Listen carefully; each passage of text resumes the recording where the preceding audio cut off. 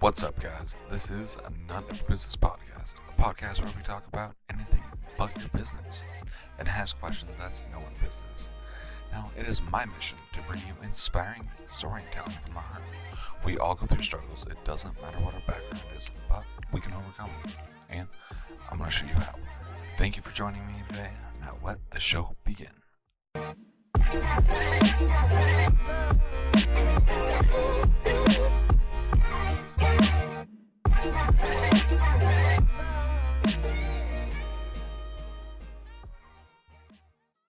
And right on. So, Michelle, welcome to None of Your Business podcast. How are you?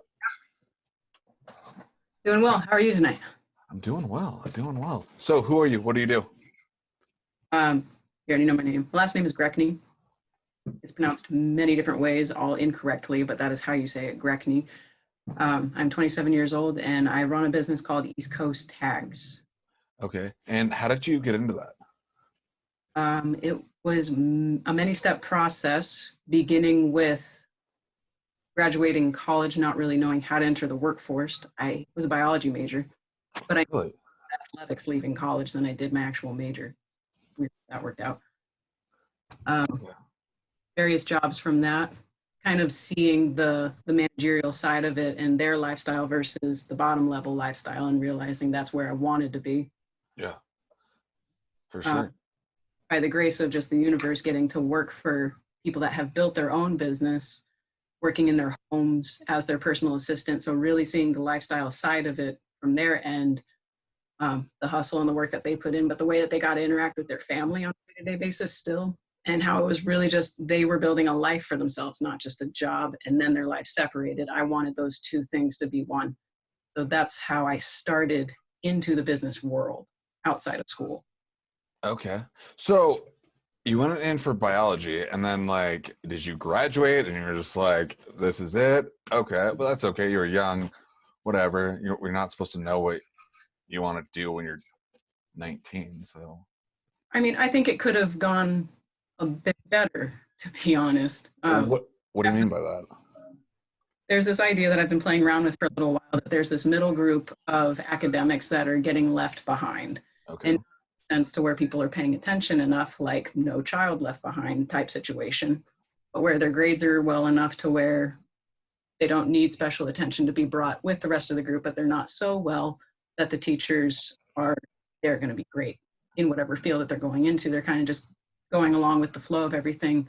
By the end of the school system, there's no one there to really guide them. I didn't know how to enter the workforce other than online applications. Nobody mentioned internship or a fellowship, or really how to get to know people and interact in a significant way.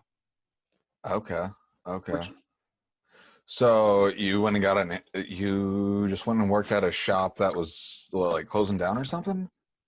That was a part of it. Yeah, that's how we learned about apparel. And I say we, that's a habit that I've picked up over the last couple of years of just trying to make things sound a little bit bigger than they are.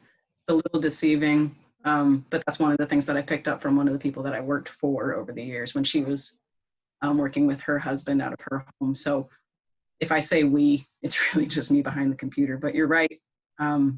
Yeah, I worked in a shop. Literally walked in, said, this is something that I want to learn. I run promotional products, but I want to get into apparel. Will you teach me? I will be a fantastic employee if you hire me. Cool. That's awesome. And that went on for 3 or 4 months? It was supposed to be only 3 to 4 weeks because they were going to. Oh, yeah. Okay. And then I ended up driving an hour every day to their second location because they needed an extra hand for a little bit longer. And then eventually left when it was time. Right on. So, what are some struggles did you go through when you first were starting out? Customer acquisition is a big one. Getting people to know who you are, what you do. I started with custom plastic cards and tags, and I'm curious, what do you think that means? Yeah, I custom, stickers, what? Exactly. So there was a big educational piece on, this is who I am, this is what I do, this is why you should trust me with your money and your business. And So by custom plastic cards and tags, I mean key tags. When you go to the grocery store and you have that little rewards card. When you go to the library and you have a card. When you go to an event and they give you a VIP pass, something along that line. Okay. Okay. And so how long have you been in business for? Since August of 2017. Nice. Yeah.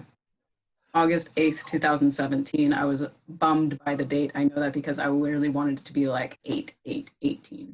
Just line up like that. I thought that would visually look cool.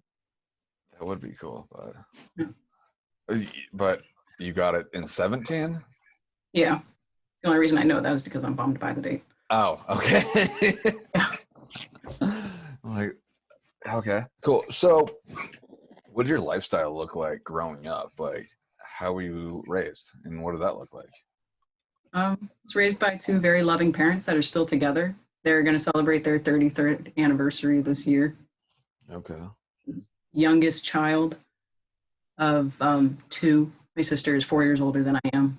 Oh, you're a baby? Yeah. Me too. Nice. How many siblings? I got two older siblings, one brother and one sister. Nice. You got away with everything. Right? Yeah. Like that was a little much for me, for sure. Like I got away with too much. Oh. So, yeah, like when I I grew up in like a Mormon household, like then around like 12, 13, I started doing drugs. 19, Okay. I checked myself into treatment for heroin, was sober for a while, and then I relapsed, and through that relapse, I ended up being homeless in Vegas for like 5 months.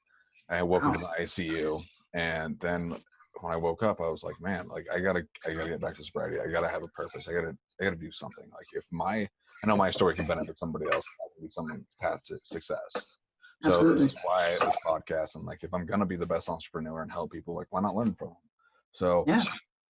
fucking interviewing a lot of other people besides entrepreneurs, but like learning these life lessons and opening up and being vulnerable. So like what are some personal struggles that you went through, and how did you overcome them? So one of the bigger personal struggles was growing up in an incredibly Christian household. For as long as I can remember, we were at church every Sunday. We participated in events over the summers, VBS, Vacation Bible School. I was either in it or when I was old enough, I was helping to run it. But I remember having a crush on the new girl in kindergarten. Like I was gay from the moment I came out of the womb. I am sure of it. So battling with that internally versus having this belief system that's the only thing I've ever known, and it's from the people that I trust the most, and realizing who I am is going to be the detriment of me. It's going to be what causes me to lose any salvation that I could have. And then finding a way to tell my parents that, finding the right time. I was 12 years old, 12, 11-ish, I believe. And my poor dad, we were trapped in the car and I just told him. He did a really great job of asking me questions. Okay. Parents, they took the liberty to want to understand. And I know that situation could have gone very, very differently, very easily for them. I have friends that the moment that they said that to their parents, their religious parents, they kicked them right out of the house. Yeah. Yeah. Yeah. Wow. So what kind of do you remember what kind of questions your parents asked?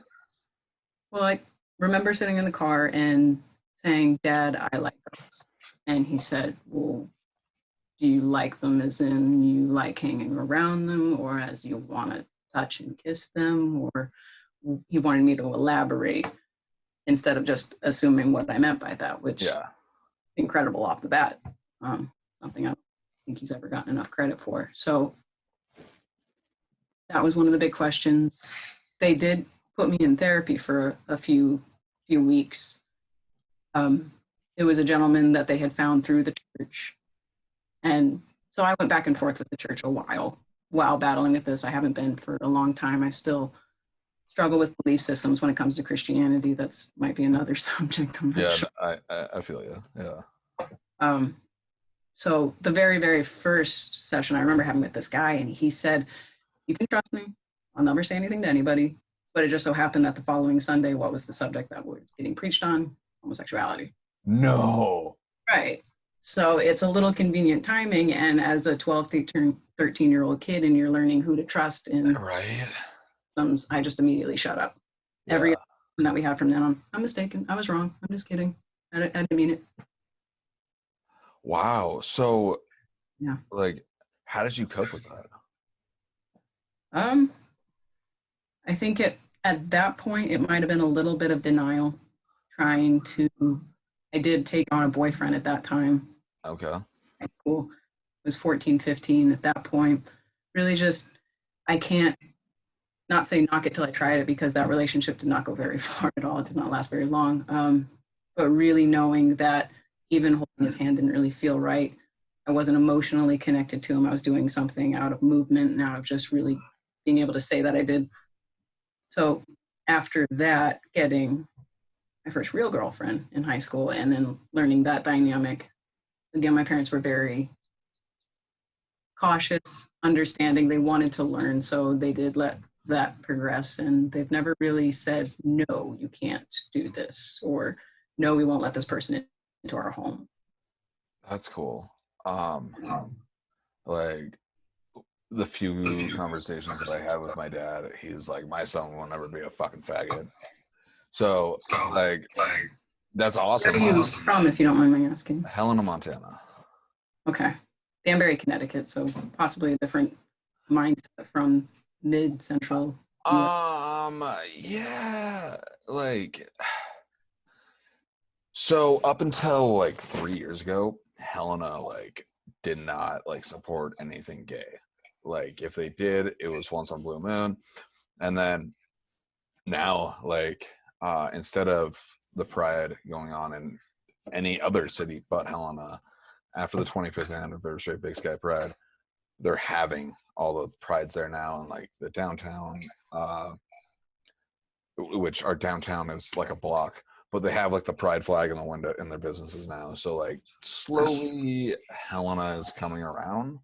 Mm-hmm. Where I'm at now in Missoula, like we call it the mini Portland, so it's way more acceptable and like caring. But like, I don't know, my mom's, she's pretty understanding, but like I've never brought like a guy over to like family dinner. So Okay. anyways, this is about you, not me. I can just, that's really cool that like I want to get to know you too, so that's fine. fair enough. But that's really awesome that like your parents and like, I don't know, like now in Helena, I see like 15-year-olds come out of the closet and I'm like, how did you do that? Like, what? Like, I wasn't till like, I think I was 21. So Oh, wow. yeah, lots of guilt, lots of shame. I would cover it up with booze, drunk. Like if I was drunk, like I might like go hang out with the guy, and then I'd feel guilt and shame after that. And like I used to get beat up in like middle school, like because people thought I was gay, and I'm like, I'm not. Like I don't know but yeah, so different experiences. That's awesome that like you Very. had that experience. That's really cool. So in high school, you were training for pole vaulting? Is that right? Yeah. I mean, I went into high school thinking I'd be this big basketball star. I think everybody in Connecticut wants to play for UConn. Okay. But the track coach saw me in the hallway one day, probably just saw some tall, lanky kid, and was like, come to track practice. And it turned out the first day he was like, you're going to pole vault. What? This is cool. Ran home, told my mom. She says, you're going to wear a helmet, right? I said, okay. Yeah, it was just kind of instant love from there. It was this really cool body mechanics that somehow my mind and my body understood how to do, but I caught on that not a lot of people could. And, you know, it's a cool feeling when that does happen, but really it just felt like something I was made to do. How tall are you? About 5'8", 5'9" on a good day. My hair. I feel you. So height with pole vaulting, but like the gentleman that owns the outdoor world record, he's French and he's teeny. Really? Yeah, but he's fast and he can jump. I think people forget it is a jumping sport. That last step that you take at the end before you start flying in the air, you have to get a lot of lift. Cool. And you were training for the Olympics, right? That was the goal. I set that goal for myself, and then it became fairly realistic towards the end of my college career when I got 14 feet. And that's when we moved to California because I learned that if I was going to do this, we have to be outside. Can't do that in Connecticut year round, but say the World, say the Olympics, all the bigger events, they are going to be outdoors. And it's a whole different game than say if we were going to be inside. I mean, people in California have never heard of indoor track. It's not a thing. Right. So with that comes sunshine, comes wind, comes different temperatures, comes depth perception because you don't have a wall behind where you're looking. So it's a lot of different variables that you really just need to train in that environment. But unfortunately, when we got to California, because I've been doing it for 11 years straight, not realizing that I should have been cross-training, taking breaks, adjusting my training to line up with the schedule for these bigger events and not the collegiate world, my body didn't want to do it anymore. Maybe if I started now, like the day training, we could get close. I don't know about actually making it to the trials or the team anymore. That might be out of reach because I'm older, but no, it was a lack of education, a lack of funds. There's a lot that plays into the people that do participate. And there are a lot of stories of people that can come from environments where you don't know, you don't have a lot of funds, but you need a lot of economic support Yeah, to for sure. those games that I didn't know about. What's the mindset that you had to go in to like do that training? That's a very interesting question because it actually holds a bit of regret for me with that type of mindset. And I'm sure there's other people that have figured out other ways to go about this, but I blocked out so much. I left school with not a lot of friends because I was so focused on what I was trying to do for me. And it didn't hurt that the second to last year of school, I went through a large breakup. So that probably distanced me from other people as well. But it's just a lot of focus. It's a lot of blinders. It's a lot of discipline as far as what I eat. I didn't drink for a whole year straight, so didn't go out, didn't hang out with people in those types of social settings, didn't make friends that way. And then once I got to California, I knew nobody. Continuing with that same mindset of just focus, this is what I'm here for. Go to the gym, eat right, don't drink, go to sleep, work. So it's a lot of discipline. It keeps you away from a lot of social engagements. And I wish I had participated differently. I don't think that's how it had to be. Okay, that's super interesting. Right on. And then you had an injury, didn't you? So in both feet, I got plantar fasciitis, which you take your foot, the muscles that run underneath from your heel to your the balls of your feet that allow that lift when you push off and you run. They were just done. They were worn out and they didn't want to do their function anymore. So even walking started to hurt. Really? Yeah. And on both feet at the same time, there's really nothing that you can do other than rest. Okay. Now, at 27 years later, if I don't have the right shoes, if I overdo it, my feet will ache, they'll hurt. To roll them on a frozen water bottle or a tennis ball would work. Oh, wow. It's crazy. That was a bummer. Yeah, like, yeah. You must have been You going actually hard. broke a foot during that time too. We can't confirm it because I didn't actually go to a doctor, but boot. And just stayed in that for 2 weeks and then started going again. But then I went on a long run with my sister 2 years ago. That really hurt after I did go to the doctor. And they said, you've broken this foot before. I said, no, I haven't. And they said, yeah, we saw the Oh, X-ray. wow. Shit, that's crazy. So it takes a big toll on your body, big toll on your social life, big toll on your mentality. Yeah. So if you could wake up and have the perfect day, just no responsibilities, nothing. You wake up, be in the paradise, the mountains, wherever. The perfect day. What would that look like? It would probably have some responsibilities in it. Okay. Okay. I mean, I know what tomorrow is going to bring because it's Sunday. It's going to come with my girlfriend wanting me to sleep in, not set an alarm. I'm going to try to do that probably.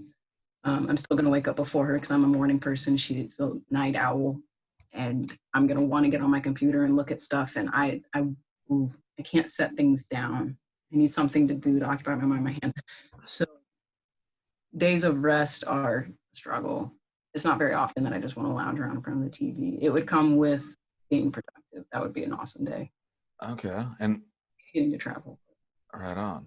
Where would you want to travel to?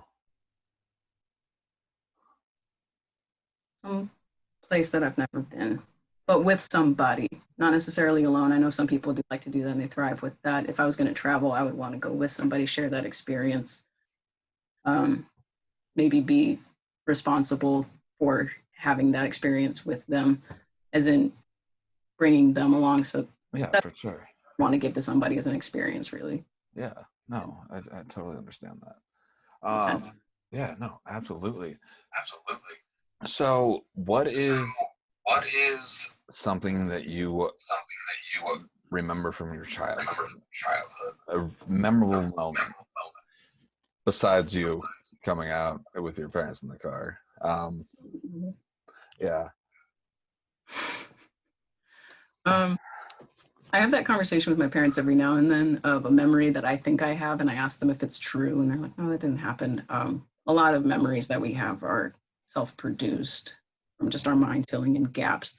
Yeah. What I think I have, I'm pretty sure I have, is the first time my mom gave me the talk, and it was right after the dentist, and I remember thinking, "How could this day just numb, Oh no. full, we're stuck in the car," and she decides then it's gonna be like, this is how you should be safe as a teenager. I don't know why that's the one that came to mind, but it did. You know, you did answer the question. So it is a memorable moment for sure. Weird. Like, so what do you do in like your free time? If you got any free time, and you're a hardworking woman, like, what do you do? What does what does Michelle like to do? My bad. Not the first time someone's called me that. I'm sorry. Growing up, when someone wanted to tease me, I thought we were friends. I work out a lot. I like gym environments. Yeah, for sure. That always feels like a home, being in a weight room. So now with everything that's going on with being isolated, it's a lot of home workouts and just finding odd objects to work out with. I was lifting a bag of paper towels over my head doing squats yesterday. It was funny for Chiquita to walk into the room. She sees me doing it and just goes, no. Oh, that's funny. Yeah, I like that. I like to draw. I play the piano. Picked up that more since we got to North Carolina. Really? Yeah. I wanted to learn the guitar when I was little. I remember hearing this one song. It was a Christian song, of course. We were able to listen to, and I heard it, wanted to learn to play guitar. My mom grew up playing the piano, so she said, "You're going to learn this first, and then if you want to figure that one out, you can. But I want you to learn this, be able to read music, have that experience." So I picked that back up as far as the fundamentals go, and then just kind of learning improv. Always start with scales. Okay. Really get into playing with other people from there. Cool. I took piano lessons when I was a kid, but do I remember anything? No. Not a one thing? No, we had a piano growing up in my house, and like I would try and play it. I'm like, I don't remember anything. So whatever. But that's super cool. So how did you end up in North Carolina? What? So we were living in New Jersey. Okay. Syracuse, New York, after Javita graduated from PA school there. She went to Lemoyne, and we decided we didn't want to stay in Syracuse. Why keep paying rent where we don't want to be? And she'll take the boards as soon as everything reopens. But while we were waiting for her to do that, we moved to New Jersey, stayed with her mom, and stepdad there. But it's a very, very tiny house. They bought it for just the two of them. It does have another spare room, but it is a very small house. So after a while, we all started to feel like we were on top of each other. My parents live in North Carolina. We decided we were going to go stay with them. Okay. To just get into a different environment. She was going to have more quiet time in another space to study and really focus in. And then unfortunately the country shut down. So we're just here until that opens up, and then she can take her boards and we'll move on from there. I can pick this up and take it wherever. So I'm not at her mercy and I'm not following her. I love being with her, but I'll go wherever she goes. Yeah, far for sure. concerned. That's awesome. Okay, I like keep calm and or quarantine and chill. Like, what? How long have you been doing those for? Yeah. That we picked up what, like, oh, I can actually tell you when we got our first order for that. I have it on the calendar over here. That was on the 20th that we got our first order. So I think it was maybe 2 days or that I put everything up on the website. And that was just, I think I sat down with like 3 or 4 beers and just on my computer designing for like 5 hours straight, getting everything loaded up onto the website. And then just, I make small adjustments every day from there.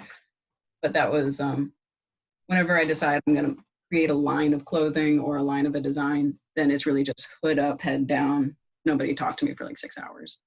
Love it. I love it. So that was a quick response to everything that's been going on and trying to pivot and what we're able to do. Okay, I love it. When you come out with a new line, like, what's your mindset going through? This has been, we started off with athletics because that's obviously my background. So a lot of track and field stuff. We put together a couple of track and field lines because we were doing events at my old college. Oh, cool. So if somebody wasn't able to purchase something that day, they could go online. Maybe they would see the other track and field related stuff and that would make them there. So this has been the second line that we've put together. We have a third one in the works that I need to look at the contest details for LGBTQ for the Pride Month that's coming up. We have a Pride design contest going on. Really? Yeah. That's awesome. So the mindset there is really just what extra value can we bring to the market that we're working well with. It was athletics. Now it's a lot of the people that I engage with on social medias, Instagram, TikTok, and it happens to be a lot of LGBTQ related people. Hell yeah. That's awesome. That's cool. I just got to say, I love your haircut. That's fucking awesome. I appreciate that a lot. I never really saw this for myself, but really the moment that it happened and I looked in the mirror and I looked up at the girl that did it and I said, thank you. Like, this feels incredible. So, okay, let's, like, if you didn't think that look was for you, then why did you do it? I liked having long hair, and for a really weird vain perspective, I liked the way that men would interact with me when I had long hair. It's odd for me to come with, but it's really true. I like interacting with gentlemen in that sense, but not in a romantic way. I don't want a romantic relationship, but I like that attention. And I know that's vain to say, but it's the truth. So I think I get what you mean. yeah, I think at some level we all like attention in that way. And I've recently become comfortable with saying it. I know it is very egotistical to go there, but it's honest. So Yeah. it was incredibly long. And I've had this experience several times where if I don't brush it, take care of it, I get a little lazy. You get in the shower and you got this long knot that is just incredible. Have you ever had long hair? No. Okay. My dad had really long hair, like down to his butt when he was in college. So I don't know if that's a phase a lot of guys go through, but yeah, it's so defeating in that moment because there's nothing you can do. You can sit there and work with it. Maybe a lot of conditioner, maybe you have a buddy that'll come in and help, but it really is just so helpless in that moment. And the only thing that you think of is, I'm going to cut it off. I'm going to cut it off. I'm going to cut it off. So I had that moment for the last time I decided. I walked out of the shower and said, Janita, you got to help me. And she cut it to about shoulder length. And then after that, we just started playing around with the idea again for the second time. Oh, really? So we were in California. But the style didn't fit. I didn't feel comfortable in it. And I cried for a long time. So we grew it back out. Oh, okay. How do you decide how your haircut's going to be? What's that? Decide on your haircut. Well, my barber kind of just decided it for me. Such a deep answer. Well, no, like he literally, I'm pretty sure he just thought I was somebody else.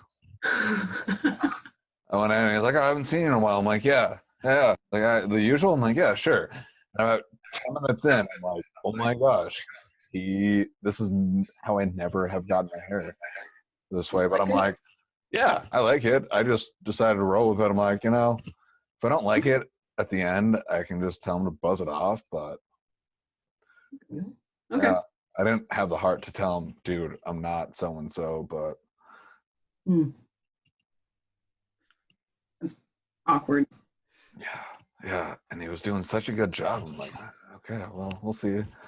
I've wanted to have long hair, but it like will get to like my ears, and then it's just awkward, and then I like panic and I go to Great Clips, and then that's a terrible idea.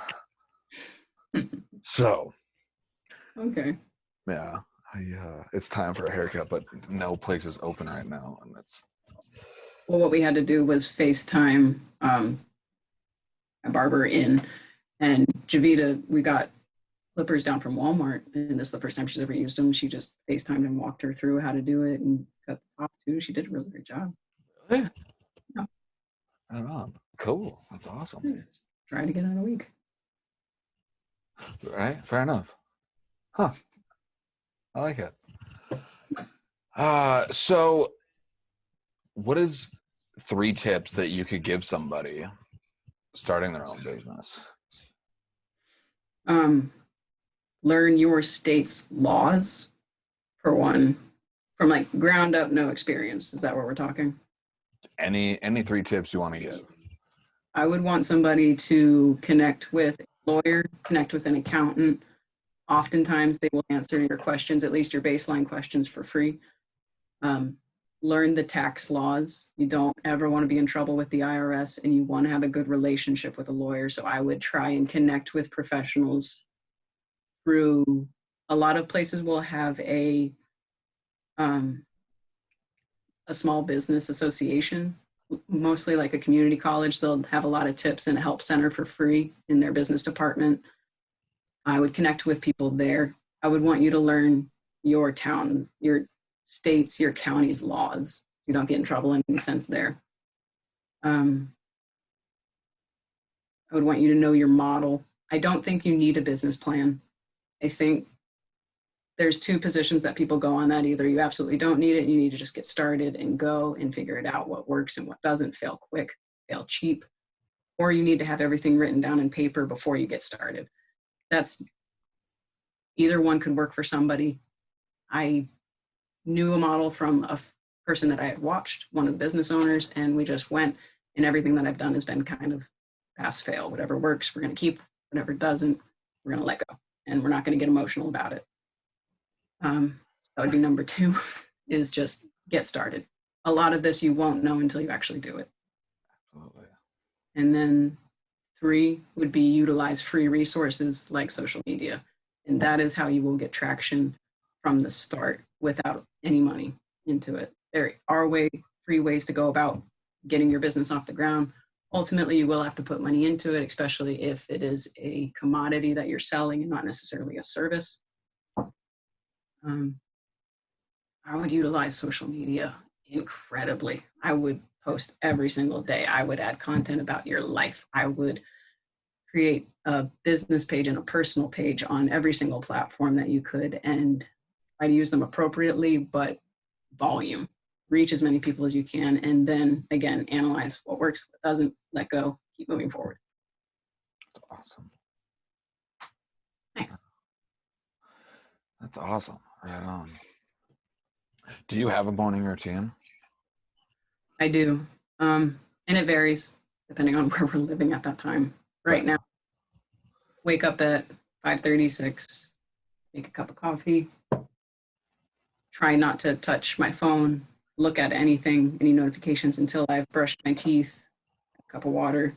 Then I sit with my coffee, and that's when I start going through comments from the day before, respond to every single person, because you don't know which person that you need to have a connection with or a friendship with could take you somewhere, or you could help them in some way. So respond to every single comment. You are never too important to not talk to somebody.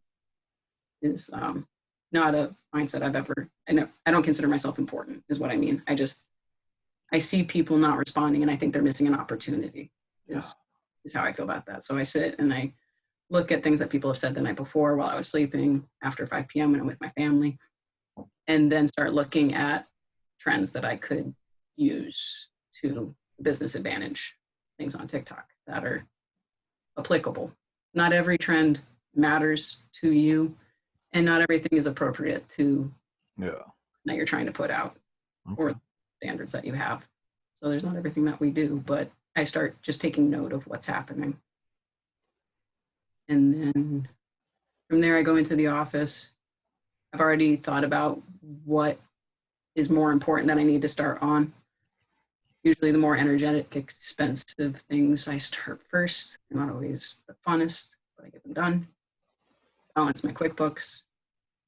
I check for web orders, get them organized, put anything in my cart that I need to order, wait until it's maybe 3 o'clock, I think is when the order cutoff is. 1 o'clock now. Times are changing because of business hours changing.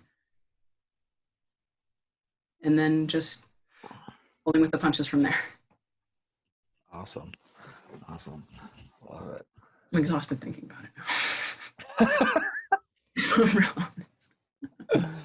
What's your routine look like? That is so I like to wake up. I don't like to be on my phone for the first 45 minutes that I wake up. I'm not the best at it, but I try. Mm-hmm. And then I either shower and make a cup of coffee, or I make a cup of coffee and then I meditate. And then with the gym being closed, I would go to the gym, but that's closed. Yeah. Yeah, and then I read. It's either about like business or like self-help or addiction or something. I read something and I try and read for 15 minutes a day. And then Okay. I got a goal board. So then I write my goals. Like what do I want? Shit I need to do.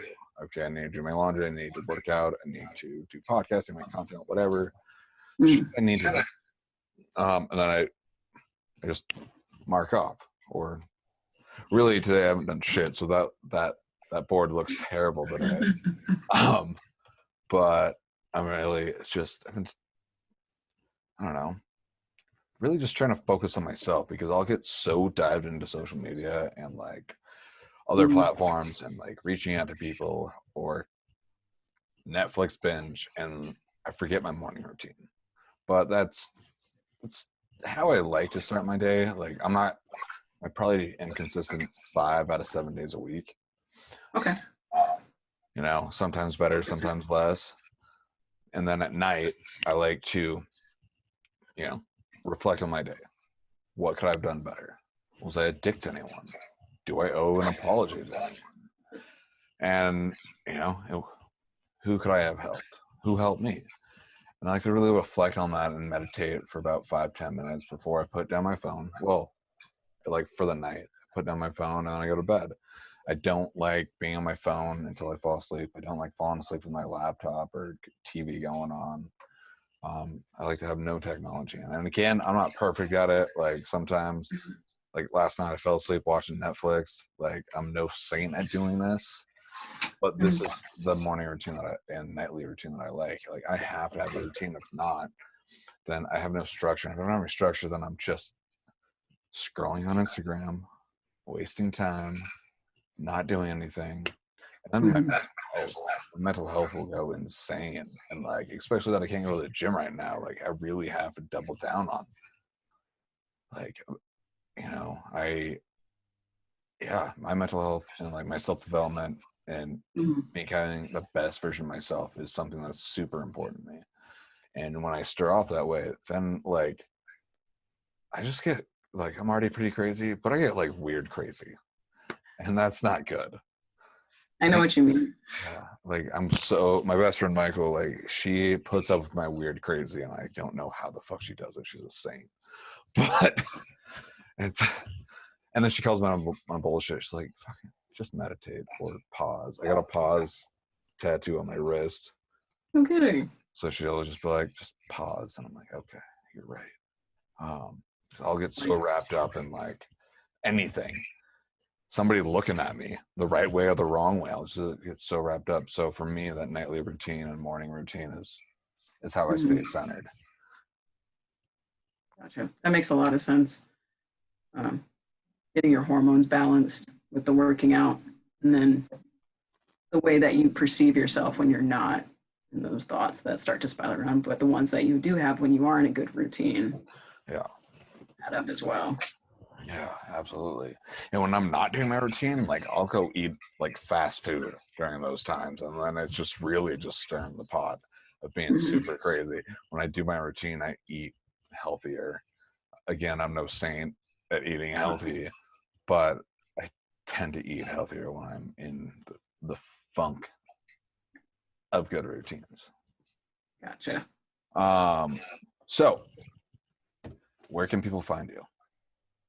They can find our website, www.eastcoasttags.com.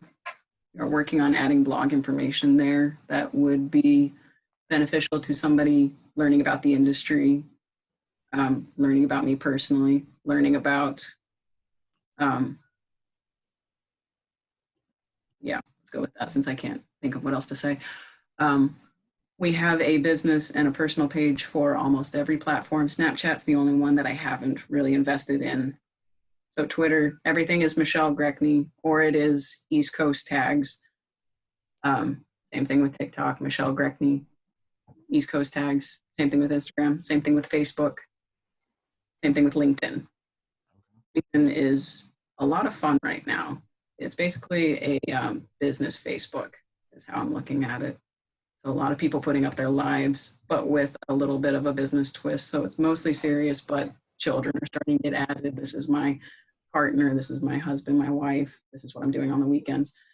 That's just my 2 cents there. But they can find us on any social media platform, either Michelle Greckney, Michelle with 2 L's, Greckney, Grecni.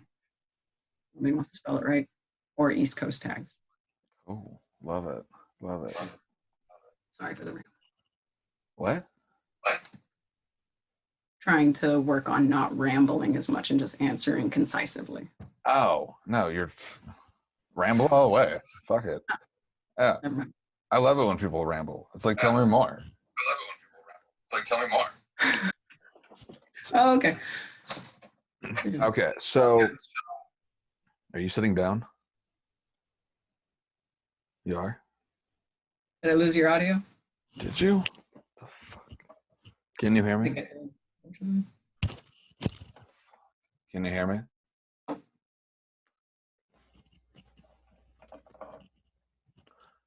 Hello? Oh, I can hear you on my computer. That's interesting. Huh. But I lost you. I mean, Instagram out there. Oh, over here? Over there.